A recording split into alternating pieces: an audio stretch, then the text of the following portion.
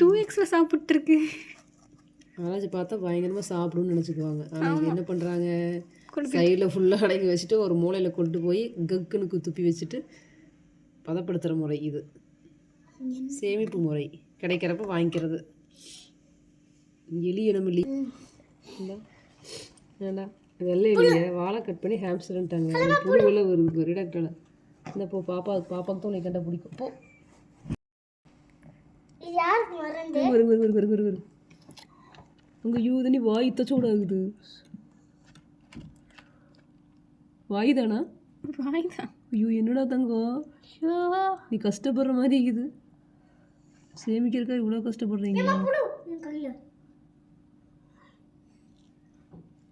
திரும்ப நாங்களா வேஸ்ட் பண்ணிக்குவோம். இப்போ தான் சாப்பிட்றாங்க. ஆமாம், குத்தி முடிச்சுட்டு ஒவ்வொன்றா கொறிக்கி